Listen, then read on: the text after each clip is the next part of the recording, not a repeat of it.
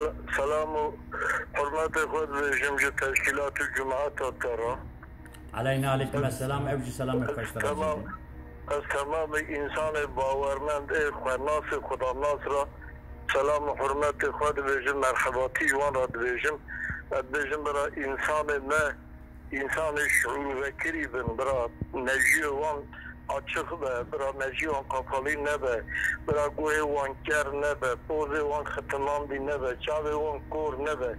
Bizi evi meruxa nagine merhala riya Xwedê û Resulê Xwedê ve pêxembera, temamî pêxemberê ku Xwedan suhuf û kitabin, ji bo xatirê wan em kulê Xweda ne, em ne kulê insanan e, em kulê Xweda ne, ne kulê insanan e. İnsana xêncî pêxembera devamlî yani jixwara tişê kirine xelkê xwe milletê wan beyat kirine pê hatine xapandinê. Yani van sıfatı ku Xwedê Teala daye yasakirine wana jixwara qebûl kiriye. Mesela zulmê dikin nizanin zulm çi ye. Mesela münafıkiye dikin nizanin münafıkî çi ye. Mesela tevme delaleta küfrê nizanin küfür çi ye. Halbuki işte kişi wî ew dizan ama ji bo dünya xwe ji bo rahetiya xwe ji bo pêş rahatina çoluk çocuğu xwe vî işî dikin. Erê hinekî înşana tedrisatê ulmê Arabî çêkiriye ji wî Müslümana fayde diye. Ama Müslümana çika fayde diye bin tesîra wan da fayde hatiye dîtine. Yani bin tesîra Kur'an û şeriatê da nediye, serbestî tu nediye.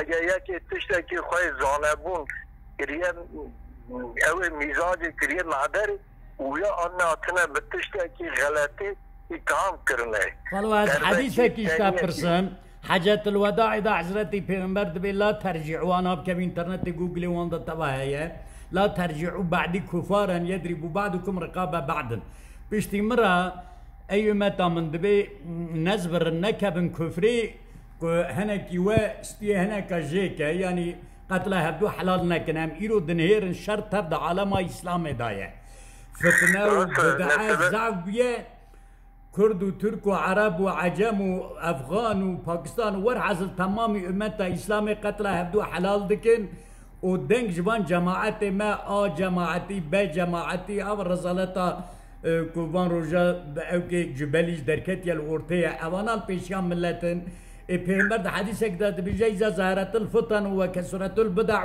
فعلى العالمين